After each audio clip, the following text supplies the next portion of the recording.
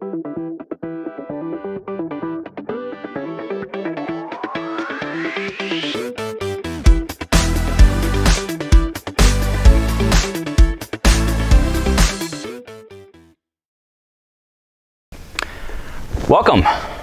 Is anybody happy to be here? I see only one smile in the crowd. Oh, Benjamin just smiled. Okay, that's two. All right, so for those of you who hadn't met me before, hey guys, please grab your name tags and your books and a pencil, please. And then grab a seat. So tonight is basically just the info session. We want to talk about kind of the structure of the class and really what engineering is and what we're talking about. So who all went to my info session? I see a couple of faces that went to the info session. And you were actually in the tech talk as well. Yeah, so some of you, most of you then, this is your first time meeting me, right? So I'm Dr. Andrew Heinz. You're more than welcome to call me Andrew if you want to. I'm not Mr. Heinz though, right? So it's not Mr. Heinz, it's either Dr. Heinz or Andrew, right? Whatever you guys want to call me, so whatever you're more comfortable with. I will do my best to try to learn everybody's names. Usually it takes me 2 or 3 classes and then we're pretty good. So if you could hold on to the name tags, that would be great. I unfortunately only get to see you guys once a week, right? So it takes me a couple sessions to learn everybody's name. Okay? So before we get started, does anybody have any questions? No? It's pretty simple. Okay, fair enough. All right, so Izzy, I'm going to pick on you because I know your name and you're right in front. And you came to all the other stuff. So what is an engineer? What do you think an engineer is? Someone who likes to be innovative and solve problems in the world.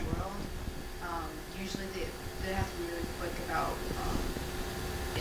it's like working in a team and solving problems together and to solve this one big problem that, and being most efficient about it as well. Yeah, absolutely. So you hit on a couple of really good topics. So Thomas, what do you think an engineer is?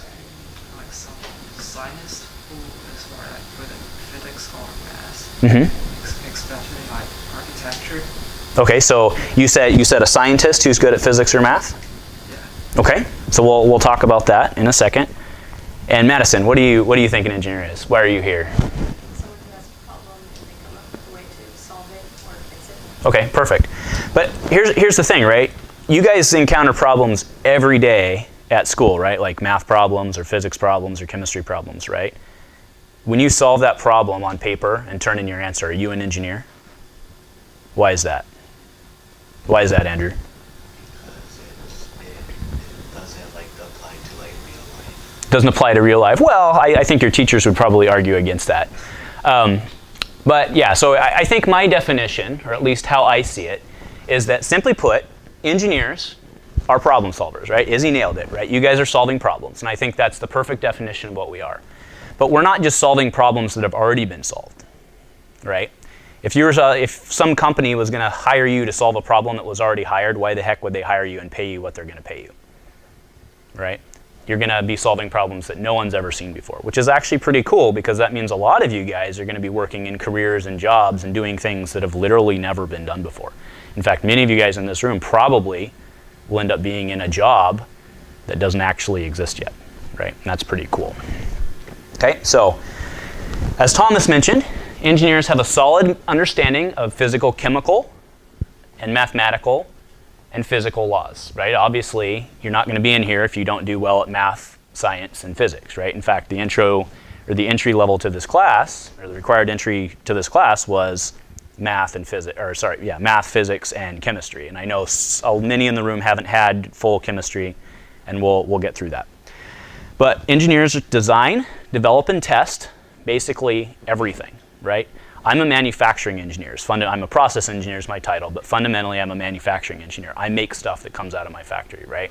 And I solve problems on a daily basis to make that more efficient, as Izzy said, right? To make my company money, because if I'm not making my company money, they have no reason to pay me, and I have no reason to be here talking to you guys, because then I'm not doing my job, right? And provide services, right? There are plenty of engineers that work for PGE, Northwest Natural Gas, right? Getting us our basic utilities. The water company, getting us water. Okay? Engineers serve as the bridge between scientific discoveries and then actually making the applications that meet society's needs. And most importantly, especially after your engineering education, you're going to look at the world very differently than normal people do. Okay? So historically, engineering was about infrastructure, right? If you fundamentally think about it, the world's very first engineer was probably some farmer who was standing in a field full of water and said, how the heck can I get this water out of my field? Or the reverse, he was standing in a field that was bone dry and he needed to get water to his crops, right? So if you think about back to Roman times, right? Civil engineers were building stuff. I mean, look at what the Roman Empire ended up doing, right? Amazing engineers back in that time. And obviously stuff has evolved and engineers really have become way more technical compared to putting stone together to get water to the middle of a city, but it's still fundamentally the same thing, right? We take there's a problem, we're going to solve that problem, and we're going to do what we need to do to get that problem solved. Does that make sense? Okay? So today engineering is a discipline that opens up opportunities and creates technology that makes our life easier, right? How many engineers do you think work for Apple or Intel? Right? They're making phones that help us connect. They're making computers that help us do things, which makes our lives significantly easier. Okay? And the thing is, even though we keep solving problems, the more technical the world gets, the bigger demand there actually is for engineers. Right? So if you guys are worried about going into a career field that you're not going to be able to find a job in, that's generally not a concern for engineers, which is a pretty cool prospect. Okay? So good engineers, and this is, I kind of want to address what Thomas brought up. Okay, good engineers not only have a firm grasp on the foundations of math and science, but they actually have to take it one step further. So it's not enough, Thomas, to know math and physics. It's not enough to be able to solve that chemistry problem. You have to be able to solve that problem. Ben has to be able to take that. Is Ben okay? Benjamin? Okay. Benjamin has to be able to take that knowledge that he just learned in chemistry class and actually do something with it. Right? And that's kind of the next step. Just like putting together a puzzle, that's why our little man, you're going to see throughout the class, right? It's my little man. He's putting together the puzzle because he's going to take all the pieces he has. He's going to take all the information, right? When you guys are right now, in high school, you guys take a class and you leave that class and you don't necessarily really think about that class until you come back to it the next day or 2 days later, right? When you guys move into your engineering education, you're going to start to see why you were learning all these pieces, right? Why did I need to learn this in math? Why did I need to learn physics in 3 dimensions? Why did I need to learn all this weird stuff in chemistry, right? It's because you actually have to start putting the pieces together to solve things for your next class, right? And that's what's really cool, I think, about an engineering education is you start to realize where all those pieces come together and what you're going to be able to do with it. All right, now to directly address what Thomas said, scientists, this is an Albert Einstein quote, scientists investigate that which already is, engineers create that which has never been. Okay, so engineers flat out are not scientists. Scientists flat out are not engineers. The scientist wants to know the why, the scientist wants to know the how. The engineer, for the most part, doesn't care. The engineer wants to know what they can do with that to actually do something. Okay? So if you guys are in here and you want to boil down and fundamentally solve, if you want to be the Sheldon Cooper of the universe, this is not the class for you, right? The engineer is, I'm sure you guys are all familiar with the Big Bang that I'm referring to, right? Sheldon Cooper, at least somebody still watches TV, right? Okay? He cares about all the fundamental stuff, but he doesn't actually care about doing the application, right? He may help us understand the why, but it doesn't matter unless we can actually do something with it, right? And that's where we all come in, okay? So engineers have an extensive background in scientific principles, but no, we are not scientists, okay? And the distinction lies in what I just said. A scientist says, how does this work? And we say, how can I use it? We are the problem solvers, okay? The biggest thing and the biggest challenge that we as engineers have is that we have to design under constraint. What do I mean? Rahul, what do you think I mean by design under constraint, besides what it says behind me on the board? You have like certain constraints, like resource limitations. Perfect. Limits you have that you have to fulfill. Okay, what is generally our biggest resource constraint? What do you think, Elizabeth? That was a great answer, by the way. Budget? Excellent. Can anybody else think of a significant resource constraint we may have? What's that? Time. Time is the number one, right? That's the number one for everybody generally. Okay? So when you're designing under constraint, the challenge that you as the engineer is going to have is not finding the best, or is not finding the ultimate perfect solution. Lynn, your challenge is going to be able to find the best solution. And I want to give you guys a good example I like to use, right? So I like to use this case study example. So let's say, Lynn, they put you on a plane tomorrow, and they're going to fly you to Africa because they just had a natural disaster, and there is no water there, and they need you to get water to the town ASAP. Are you going to spend 2 years designing the perfect water treatment plant, or are you going to figure out some quick and dirty way to get people water before they die? Now, it's obviously a leading question. What are you going to do? Quick and dirty, right? So you need to decide based on what resources you have, right? Maybe you only have a couple buckets and some gutters, and you're going to collect rainwater and then filter it or something like that, right? And then once you get that done so that you can supply the basic need, maybe then Chandler comes in, and Chandler says, all right, let's maybe upscale this. Let's maybe build a little something. Let's run some electrical power in here. And then over time, maybe you develop it, right? You can't come in and just automatically always get the best solution, or I should say the perfect solution. Ideal solution is probably the better way to say it, right? We're after the best solution, okay? Now, that's an extreme example perhaps, but let's think about what I do on my daily basis, okay? We already brought up budget, and we already brought up time. We run into problems all the time in real-time engineering, in a real-time job, where they'll come to Rachel, and they'll say, Rachel, I need you to design this product, but I need it to be sellable for $10, because if we make it sellable for $75, nobody's going to buy it. We're all going to go bankrupt, right? It's a real problem engineers have to deal with. And I need it in a month. What are you going to do? Are you going to sit down and design the perfect product for 29 days and then hash it out the last day? Absolutely not. You're probably going to hit the ground running, come up with something, maybe fix some designs on the fly, and then get it out, right? Okay? So that's a perfect example of coming up with the best solution, given what you have available for your options, okay?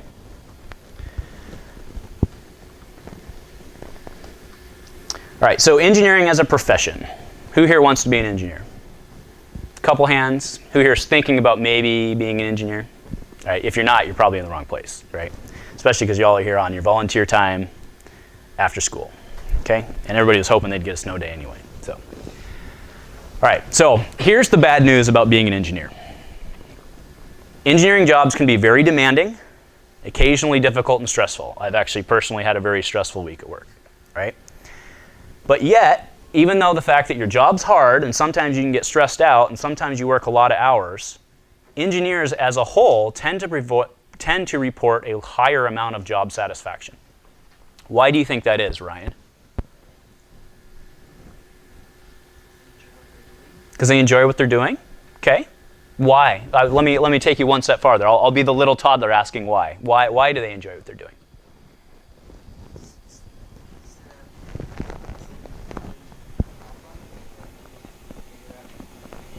Okay, I like that answer. Okay, and in fact, that's my exact bullet. You nailed it on the head, right? To engineers, to us, oftentimes the challenge is actually the reward, right? Does anybody here like playing games? It can be video games, board games, whatever, right? Do you guys play games to win? Yeah, Andrew's like, yeah. Killing people on Fortnite and stuff, right? Take no prisoners? All right. Anyway, so you guys are playing it because you enjoy the challenge, right? Can you, if let's say you don't win, I don't know how Fortnite works because I'm an old man, right? But let's say you get killed, you get pwned, right? Or whatever the term is, right? Do you walk away and are you angry for the next 2 days? Or did you still have fun playing the game? You had fun, kind of, maybe? All right. Anyway, it's a silly side, right? But the point is, you had fun doing the activity, right? I'll also be honest with you, a lot of the times, we don't win, right? Rachel's product that we were having her design in 30 days and for $10, your boss just came to you on day 25 and said, project's canceled. That happens, right? Did you still have a good time? You still got paid doing it, so that doesn't stink, right? But you just spent 25 days and your product's canceled. But hey, at least you had a challenge. You learned some things that maybe will help you get the next product out faster or better, right? Okay? Most of us, especially if you guys are here, it means you're generally good at math and you get a lot of satisfaction from solving complex problems, right? Most of us, if we were to sit down and do like our third grade times tables, probably wouldn't get a ton of satisfaction from going through 100 times tables in 10 minutes or whatever would be a good time, right? But if you had to sit down and, you know, get a 1600 on your SAT, you'd probably be more okay with that, right? Accomplishing a big task, solving a complex problem. Okay? I personally, one of the primary reasons I went into industry instead of academia is I enjoy the fact that there's a real sellable product that I've helped develop out there in the world, right? Again, I work at Intel, I work on the manufacturing line. I can go point out to you which computers at Best Buy have our products in them that have actually come through my line or some similar line to mine, right? And that's a pretty neat thing. Okay? And the next thing that's going to keep you constantly entertained, and this can also be the source of constant stress, is you are going to have a variety of challenges. You're not going to have to deal with the same thing every day. It's always going to be different. And that can sometimes be stressful, but I'll tell you what, it's never boring. All right? You're always going to have different problems to solve. And that comes right back to it. If you're solving the same problem every day, you should probably be upping your LinkedIn resume because they're not going to need you much longer, right? So you want to keep things challenged. You want to keep pushing the envelope. That's just a reality of the world. Okay? So engineering is a rewarding career, and I don't mean that just emotionally. It can be great emotionally. Let's say, right, Lynn just saved a whole bunch of people from dying of dehydration, right? She got them clean water. That's rewarding. Who else here wants to actually make some money? Nobody? Really? I don't believe you. I want to see everybody's hand. I know everybody wants to make some money. All right. So it is financially rewarding. So I wanted to check to see. These are actually updated numbers, right, from their 2017 numbers. But if you think about that, that's because the 2017 graduates have to report the 2018 to be in the report that comes out in January 2019, right? So engineering, average starting salary for engineering is number 1 for the 2017 graduates who have been working. $66,000 a year, $66,500 a year. Okay? Right below that is computer science. That's pretty close to engineering. Then we have math and sciences, then business, then marketing, social sciences, humanities, agriculture, and communications. But engineering is number 1. On average, engineering is the highest paid degree out there. Okay? It is certainly financially rewarding.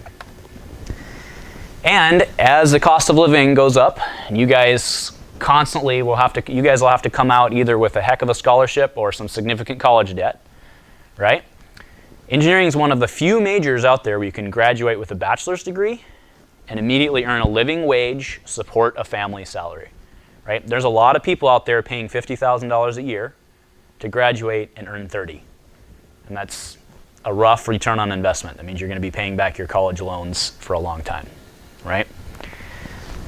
Engineering does not put you in that situation if you can get through it. All right, the highest paid engineering majors, because this question always comes up a lot, so let's go down from the list. So I'm a chemical engineer by degree, right? And I used to be number 1, but we've been dethroned by this whole technology age. So computer engineering is now number 1 at roughly $76,000 a year. That's what was reported. Petroleum engineering comes in at 73. Electrical and electronics at 72. Systems engineering at roughly 70. Materials engineering at roughly 68.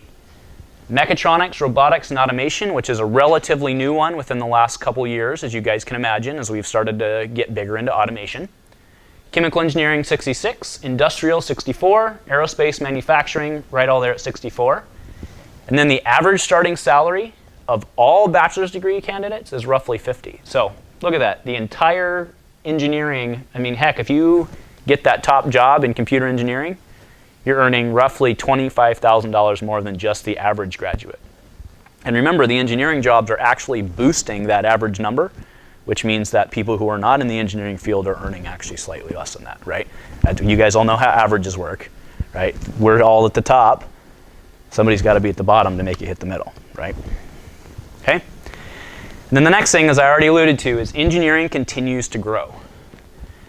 The number that actually shocked me when I found it, 11% growth for the next 10 years is what's projected in the engineering field. Why is growth important, Benjamin? It's the field. There's Yeah, job opportunities, exactly. So let's think about it. You guys are all going to graduate in, what is it, 20, so you guys all graduate in, what, 2023, hopefully, maybe 2024, right? Oh, sorry, no, because you guys aren't all seniors. Sorry. All right, but point is, you guys will be graduating within the next 6 to 7 years, right? So if you think about this classroom and every other classroom around the country who's going to have engineers graduating, that means at zero growth, that means that I would have to retire and one person would have to retire for each one of you to get a job, right? Now, if I decide to stay in that job longer because I like it, what's Benjamin going to do? That's why growth's important, right? He wants to continue to grow so we can continue to add people in that.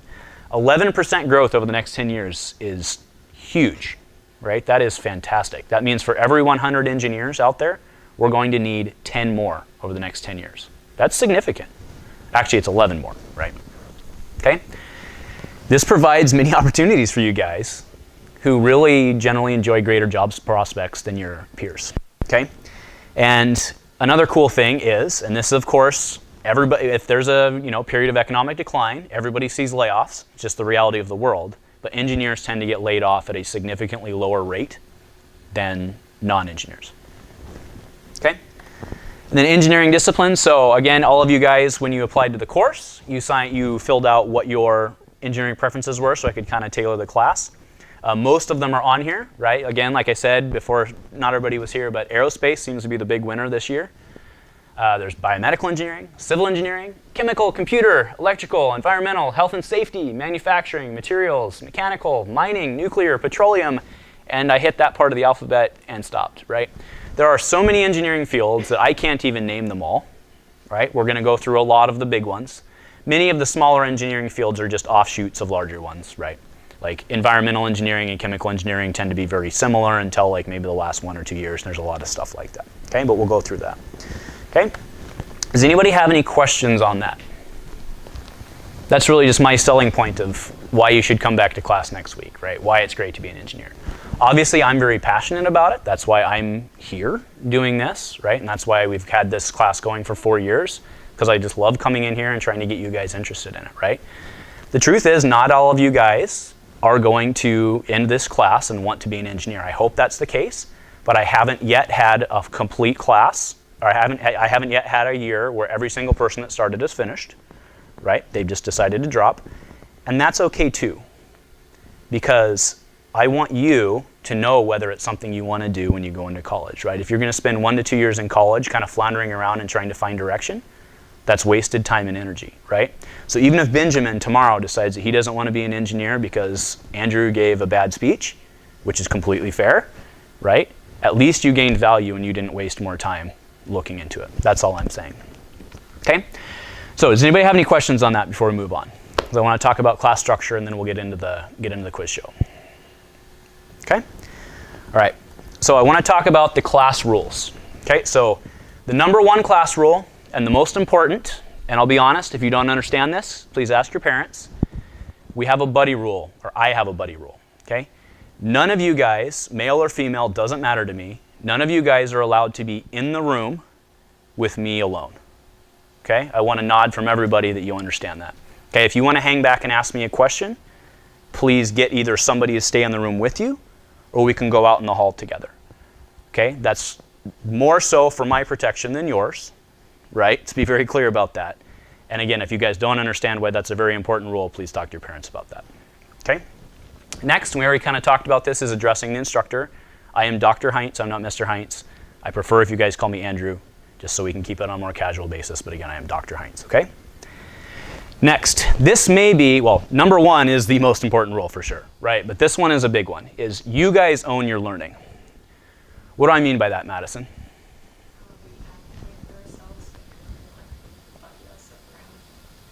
I'm not going to buddy you around, okay? So we use the term you own a lot at Intel, right? And you're going to hear it a lot in college, because when you go to college, no one's going to force you, Andrew, to do your homework. In fact, most of your classes aren't going to have homework, which is actually pretty sweet, right? You guys, college is great for engineers, right? You guys drive yourself and you own your learning. But what's very different about an engineering education is you have to do it. No one's going to force you to do it. They're going to sit you down in class and they're going to give you the tools. Then they're going to say, here's the problem we want you to go solve.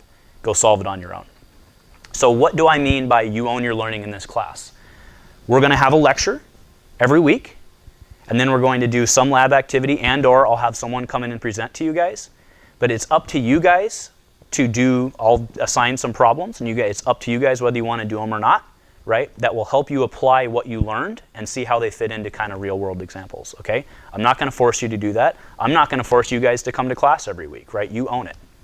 Furthermore on that, and what's really important for this class is if you're not getting out of this class what you want, right? I have this class schedule, doesn't matter to me, right? If you guys aren't getting what you want, we need to change that so you're getting what you want. Lynn, if you're not seeing what you want, I want to know about it and we'll make sure, okay? You're going to spend, what, I think we have 16 or 17 classes, that's 2 hours. That's 32, 34 hours of your time over the next 17 weeks. And Benjamin, I don't want you to waste it. Lynn, I don't want you to waste it. So you guys need to let me know if you don't like something or you want to see something else, okay? I have a feeling Izzy will tell me. Okay? And the next is, again, to that, be open and communicate, right? If you do not understand what we're talking about, you need to speak up, right? It doesn't do any good to sit here and be confused and not understand what we're talking about, right? So if you don't understand what we're talking about, you need to ask. You need to understand that I've been doing this and a lot of this stuff for a very long time. And sometimes I can forget the little minute stuff that's actually very important. So Benjamin, I need you to speak up and say, hey, I don't get it. Can you clarify this? Or if you have a side question, you want to apply that knowledge to something else, you speak up. And Malika, did I say it right? Malika, right? If you don't understand what I'm talking about, same thing applies, right, for everybody. You stop me. It's exceedingly important. You stop me, you ask, and you understand. And if we need to back up, we'll back up. But there's no point in you sitting here and leaving not having known what we're talking about. Okay?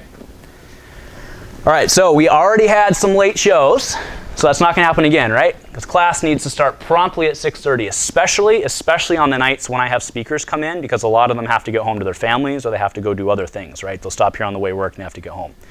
Please be here a little early. 6:30 we'll start with the presentation topics. We'll be going through either, like I said, a presenter will be here, or we'll be going through different types of engineerings. At 6:45-ish, we're going to go into the lecture topics. Those roughly last 50 minutes to an hour. And then we'll take a quick break. Everybody can go to the bathroom, get a drink of water, sit and play whatever game you want for 5 minutes, as long as it's off when we're done. And then we're going to come back and we're going to do some sort of hands-on laboratory unit. Okay? And then and it says both the times there are the same. Sorry, that was a copy-paste error. But by 8:30 we will be done. Every night is the target. Okay? So if you're arranging rides, I know we have a predominantly large portion this year of freshmen and sophomores, so most of you guys, I assume, are arranging rides. If you're doing that, please make sure that they understand that. Okay? Do note that some weeks we won't be doing a lab unit. There are a couple lectures we do, like thermodynamics, that are super long, so we won't be doing a lab that week. Reliability engineering, I actually release you guys early that week because I have yet to come up with a lab that can actually do reliability engineering very well. And then sometimes if we have presenters, we won't do a lab unit as well. Last year, Mr. Nick Zwolak brought in a spine and a skull to model his brain. So he works for a company called Brain Lab, and they have equipment that is used in surgeries, and he brought in kind of a mock-up of that, so we played around with that instead of doing a lab. Right? Okay. Next, course handbook. So everybody here has gotten their course handbook, right? If you didn't get one, raise your hand now, but I believe we gave everyone. These are super cool, at least I think they're super cool because they're brand new this year, okay? The one I had from 2-3 years ago had some mistakes in it, had some other stuff that just didn't work. So do you mind if I borrow yours? Okay. Actually, I'll go grab another. So if you guys could open it up and start looking through. I don't know if many of you have yet or not. But what you'll see in the front is we have sample problems. So what we're going to do is, as I go through the lectures, I'll stop every now and then and we'll have a sample problem that we together as a class will work through. Okay?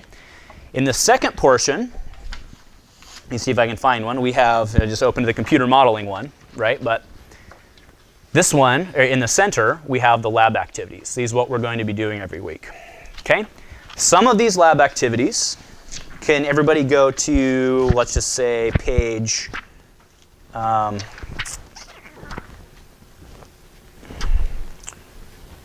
was trying to find a safety one, but there we go. So page 138, please.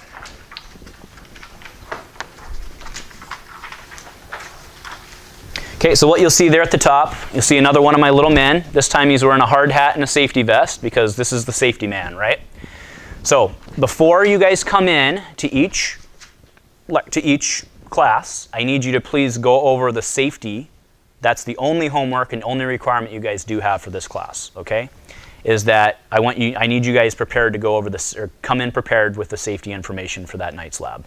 Most of the time, it's actually not very big deal stuff. It's like, don't put your fingers in your mouth, don't put your fingers in an electrical socket, that type of stuff, right? For this particular one, I believe this was a hash, so we're actually playing around with water. If stuff spills on the floor, right, don't slip on it, that kind of stuff, right? Other nights we are playing with electricity, so obviously, you know, you want to be careful around electricity. The distillation lab, we're playing with heat, and you can burn yourself, right? So I just need you guys to be aware of the safety type stuff. And we'll go over it before each lab, but I want you guys prepared to do that. And then finally in the back, we have practice problems. These are the ones that I will recommend that you go over after we do each lab.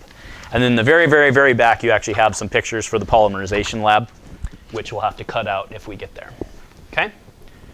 But again, there are more lab units in here than we will do this year. This book is yours to keep, 100%. You can do whatever you want with it. It also has an appendix in the back that has some useful conversions information in it. Anyway, just go through it. I'm very excited about the book this year. I think it's very good. Okay? So, at the end, the 15-minute intro to engineering presentations that we'll do each week, we will generally go over 2 topics per. And I'll have just kind of a general job description, what those people do, starting salaries, and then based on course feedback I've had from the last couple years, last year we started also looking at the top schools for that, because it turns out a lot of you guys actually care what the top schools for the various things you want to go to. Shocker, right? So again, this is another thing I want your feedback on. We only have enough lectures to cover so many. So if you guys, for example, on aerospace are very passionate about learning what an aerospace engineer does and where you should go to school for that, you should let me know so we can include it. Now, that one's comprehended, right? But if there's other stuff that you'd like to know about, even if you change your mind halfway through, just because you wrote it down on the application doesn't mean you're committed to it. Benjamin, if you want to find out about something different, you let me know and we'll hook you up, okay? All right, the last thing is the shameless plug. This is the course textbook. So this is not the lab manual that we're talking about. This is a textbook that I've written on which most of this course is based off of. This is a $100 textbook on Amazon. I want to be very clear, you do not need this book for this class. That is what this is for. Okay? All I'm saying is we are going through many of the topics covered here. It has supplemental stuff, a lot of stuff we won't cover. If you are interested further, that is available for you and it will further supplement this course. But again, I want to be very, very, very clear. It is not a required item. It is an expensive thing. That's all I could print it for. It's 380 pages, right? It's expensive to print that stuff. So again, if that's what you want, or if you're interested in that, check it out. All right, so course outline. So this is the very rough outline. It is already modified from what I sent out to those of you who got my emails. I know some of you haven't been getting my emails. But obviously this is week 1. Next week, we are not going to do specific topics because I want to talk about becoming an engineer, right? The actual pathway to you guys getting into school, going into school, and what it's going to mean. So I'm going to spend a bit of time on that. Next week, we're going to talk about units, conversions, and basic engineering stuff. Then we're going to go into engineering mechanics, which is our first real lab where we get to play with the bridges. I have some pretty cool, basically plastic tinker toys that will help us learn mechanics. Okay, then we'll go into circuits, power and electrical energy, thermodynamics, aerospace engineering will be right before break. And then this year, I was not able to line up my vacation with spring break. So there will actually be a 2-week gap this year. So on March 19th and March 26th, there will be no class for 2 weeks. Okay, and then we'll go into some other stuff. Basically, I use the spring break. Generally, everything before spring break is fundamentals of engineering, right? Stuff that every engineer, no matter what field you go into, will generally be exposed to, right? The kind of classes you'll be taking for the first 1 to 2 years. After that, we're going to start going into more specialized type of engineering. Okay, so this kind of a natural break that I found to try to do most of the fundamentals and then most of the specific stuff afterwards. Okay, we'll start. I think we do reliability right before break just because I really like doing that one. It's an exciting one to leave off on. Then after that, we start going into chemical engineering, Materials engineering we spend a couple weeks on. That's one's kind of neat because we get to break stuff. And then we have some floating lectures that I've built into the schedule such that you guys can choose. Last year the class decided they wanted to learn about cancer and cancer treatment, so we spent an hour-ish talking about different methods of cancer. We do have a computer engineering one, and we can go more or less in depth on that one depending on what you guys want. Okay? All right, and then the last thing we will do towards the end of the year is the design competition. So this will be a real-time engineering problem solving. Now, I am in industry. I realize that people are motivated by prizes and money, and that's exactly what you guys get for winning this, right? There are gift cards awarded to the person or teams, to the person or persons in the team who win the design competition. I will announce the exact details of the design competition later. Last year's was actually very successful, if you guys know people in it. So I guess you can get a heads up. I'm thinking about doing that again, but I may change it. Okay, but just like the real world, there's only one winner, right? Only one person's going to get that job. Only one person or one team is going to get that payment. Okay. So that is the end of the lecture. Does anybody else, or does anybody have any other questions before we go into the review? No? All right. So for next time, I need you guys to pre-read the safety portion of Spreadsheets for Engineers, which is lab number 1. Hint, it's how to use a computer. Pretty sure you guys are all over that. Okay? So at this point, I want to give you guys a 5-minute break. You guys can go to the bathroom, do whatever you want to do. We'll meet back here in 5 minutes, and then we're going to do the quick quiz show, and then we'll get you guys out of here. And it's 7:10, so we're actually right on track for that. Perfect. Thank you, guys.